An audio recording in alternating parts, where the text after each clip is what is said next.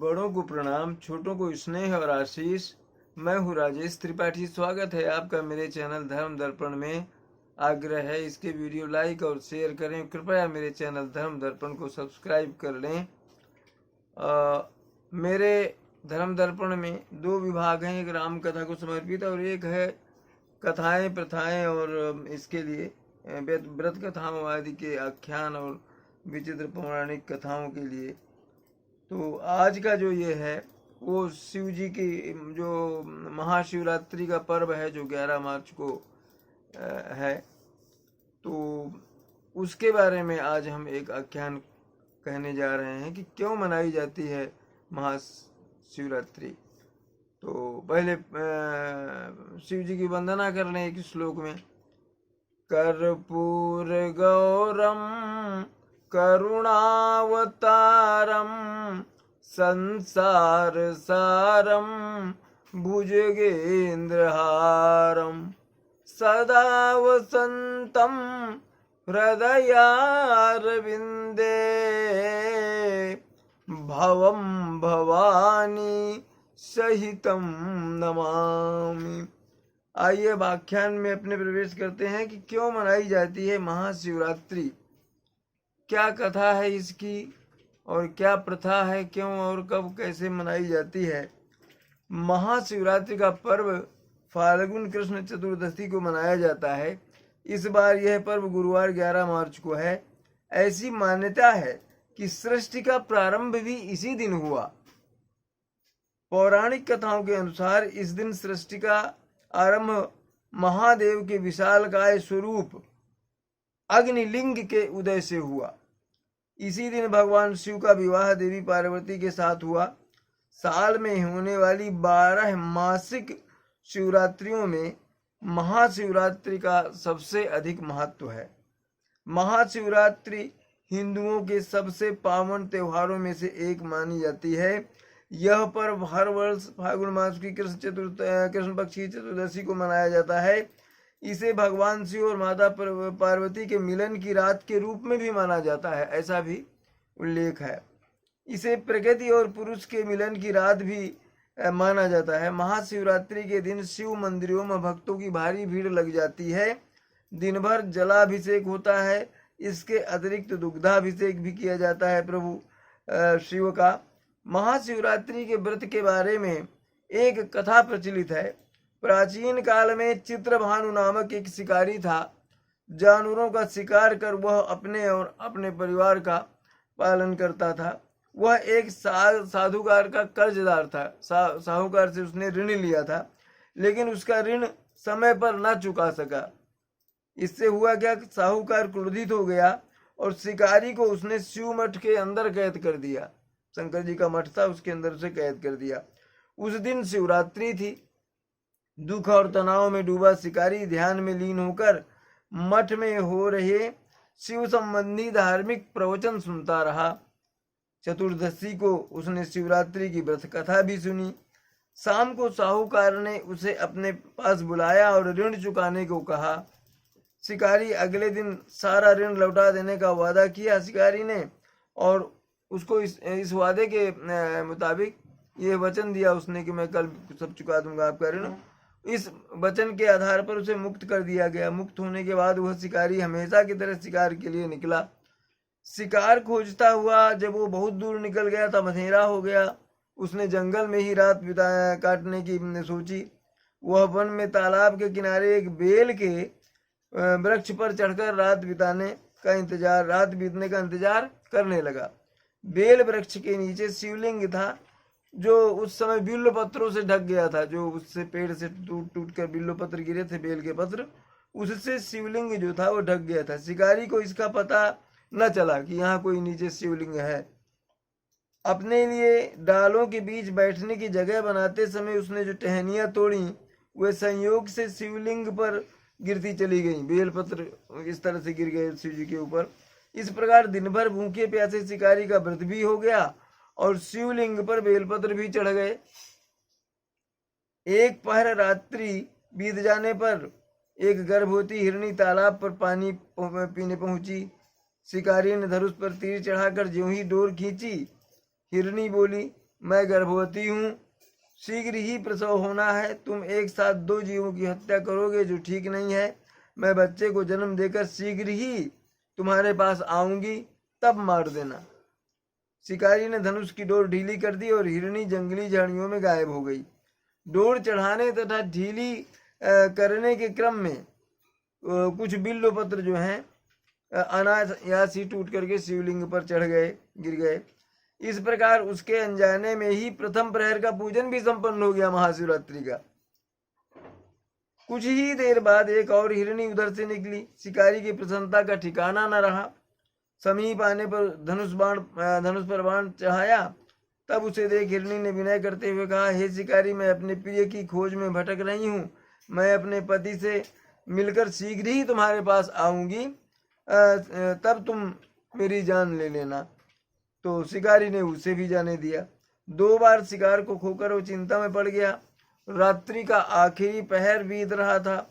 इस बार भी धनुष से लगकर कुछ बेलपत्र जो है शिवलिंग पर जा गिरे तथा इस तरह से शिकारी की दूसरे प्रहर की पूजा भी हो गई, महाशिवरात्रि की दूसरे प्रहर की पूजा। इसके बाद एक अन्य हिरणी अपने बच्चों के साथ उधर से निकली। शिकारी के लिए अच्छा मौका था। उसने धनुष पर तीर चढ़ाने में देर नहीं लगाई। वह तीर छोड़ने ही वाला था कि हिरणी बोली, हे शिकारी, मैं इन बच्चों को इनके पिता के हवाले करके लौट आऊंगी, इस समय मुझे मत मारो। शिकारी हंसा और बोला, सामने आए शिकार को छोड़ दूं? मैं ऐसा मूर्ख नहीं, इससे पहले 2 बार अपना शिकार खो चुका हूँ।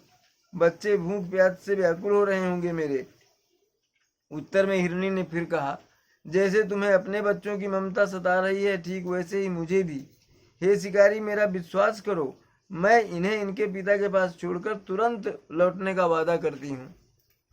हिरणी की बात सुनकर शिकारी को उस पर दया आ गई। उसने उस मृगी को भी जाने दिया। शिकार के अभाव में तथा भूख प्यास से व्याकुल शिकारी अनजाने में ही बेल वृक्ष पर बैठा बेलपत्र तोड़ तोड़ कर नीचे फेंकता रहा। पांव फटने को हुई तो एक मृग उसी रास्ते पर आया। शिकारी ने सोच लिया कि इसका शिकार वह अवश्य करेगा। शिकारी के धनुष की तनी डोर देखकर मृग बोला, हे शिकारी, यदि तुमने मुझसे पूर्व आने वाली 3 मृगियों तथा छोटे छोटे बच्चों को मार डाला है तो मुझे भी मारने में विलंब मत करो, ताकि मुझे उनके वियोग में एक क्षण भी दुख सहन न पड़े। मैं उन हिरणियों का पति हूँ। यदि तुमने उन्हें जीवन दान दिया है तो मुझे भी कुछ क्षण जीवन देने की कृपा करो, मैं उनसे मिलकर तुम्हारे पास आ जाऊंगा। मृग की बात सुनते ही शिकारी के सामने पूरी रात का घटना चक्र पूरा जो है वो पूरा घूम गया कि भाई हाँ, इस तरह से हिरनियां आई थी और बच्चे उनके साथ थे। उसने सारी कथा मृग को सुना दी। तब मृग ने कहा, मेरी 3 पत्नियां जिस प्रकार वचन देकर गई हैं, मेरी मृत्यु से अपने धर्म का पालन नहीं कर पाएंगी। जैसे तुमने उन्हें विश्वास पात्र मान करके छोड़ा, वैसे मुझे भी जाने दो। मैं उन सबके साथ तुम्हारे पास वापस आ जाऊंगा। शिकारी ने उसे भी जाने दिया। इस प्रकार प्रातः हो गई। उपवास, रात्रि जागरण तथा शिवलिंग पर बेलपत्र चढ़ने से अनजाने में ही उसकी महाशिवरात्रि की पूजा हो गई शिकारी की। पर अनजाने में ही की हुई पूजन का परिणाम उसे तत्काल मिला। शिकारी का हिंसक हृदय जो है वो निर्मल हो गया, सहृदय हो गया, उसमें भक्तिभाव जागृत हो गया, भगवत शक्ति प्राप्त हो गई उसको। थोड़ी ही देर बाद वह मृग सपरिवार शिकारी के समक्ष उपस्थित हो गया ताकि वह उनका शिकार कर सके। किंतु जंगली पशुओं की ऐसी सत्यता, सात्विकता एवं सामूहिक प्रेम भावना देखकर शिकारी को बड़ी ग्लानि हुई कि मैं किसको मारने जा रहा था।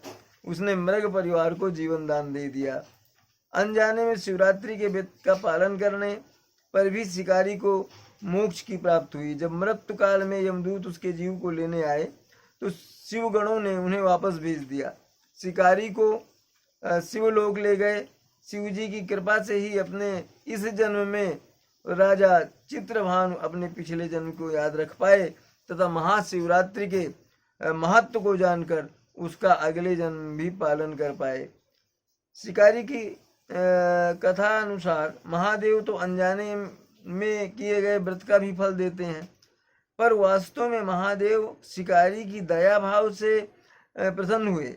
अपने परिवार के कष्ट का ध्यान होते हुए भी शिकारी ने मृग परिवार को जाने दिया। यह करुणा ही वस्तुतः उस शिकारी को उन पंडित या पुजारियों से उत्कृष्ट बना देती है जो कि सिर्फ रात्रि जागरण, उपवास एवं दूध, दही, बेलपत्र आदि द्वारा शिव को प्रसन्न कर लेना चाहते हैं। इस कथा में सबसे महत्वपूर्ण बात यह है कि इस कथा में अनजाने में हुए पूजन पर विशेष बल दिया गया है।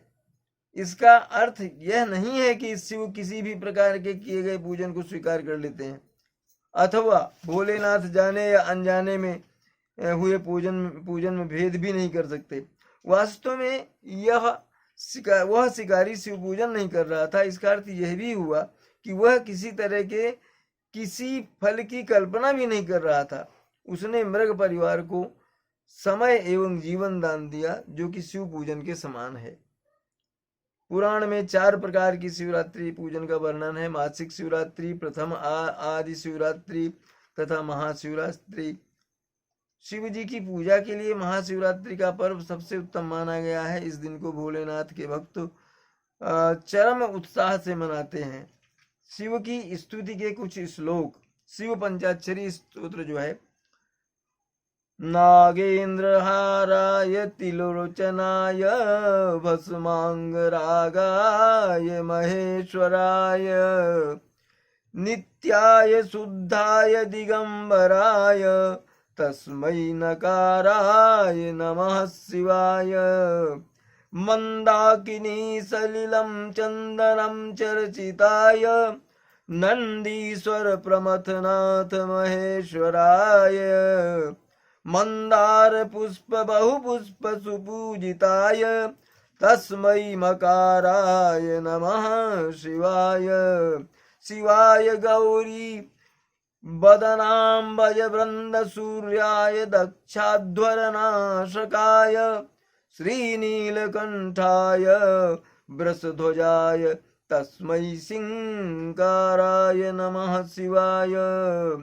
वसिष्ठ कुंभोध्वज द्वव मौतपामार्यम मुनीन्द्र दे वार्चित शेखराय चंद्रार्क वैश्वानर लोचनाय तस्मै वकाराय नमः शिवाय यक्ष स्वरूपाय जटाधराय पिनाकहस्ताय सनातनाय दिव्याय देवाय दिगंबराय तस्मै यकाराय नमः शिवाय पंचाक्षरमिदं पुण्यं यः पठेत शिवसन्निधौ शिवलोकम् अवाप्नोति शिवेन सह मोदते। महाशिवरात्रि का जो व्रत का पूजा का मुहूर्त है 11 मार्च 2021 को। पूजा मुहूर्त जो है महाशिवरात्रि 11 मार्च के दिन गुरुवार को ही है। पूजा का जो सबसे शुभ समय है 11 मार्च को रात 12:06 से 12:55 दूसरे दिन मतलब 12 मार्च को 12:55 तक। 11 मार्च को 12:06 से शुरू होकर के 12 मार्च को 12:55 तक मुहूर्त है। संक्षिप्त इसकी पूजा विधि समझ लें। शिवरात्रि के दिन स्नान करने के बाद का संकल्प लेना चाहिए। पूजा का किसी भी पूजा में संकल्प आवश्यक होता है। इसके उपरांत विधिवत पूजन आरंभ करनी चाहिए। पूजा के दौरान कलश में जल या दूध भरकर शिवलिंग पर चढ़ाना चाहिए। दुग्धाभिषेक कीजिए, जलाभिषेक कीजिए। शिवलिंग को बेलपत्र, आक या मदार के फूल, धतूरे के फूल आदि भी अर्पित करने चाहिए। इस दिन शिव पुराण, महामृत्युंजय मंत्र, शिव मंत्र और शिव आरती का पाठ करना चाहिए। महाशिवरात्रि पर रात्रि जागरण का भी विधान है। रात्रि में जागरण करना चाहिए। तो ये तो हुई प्रभु शिव की महाशिवरात्रि की कथा। इस तरह की और भी अन्य व्रत कथाएं या विचित्र पौराणिक कथाएं, प्रथाएं, मान्यताएं और कुछ उपयोगी उपाय लेकर हम फिर प्रस्तुत होंगे। आज के लिए नमस्कार।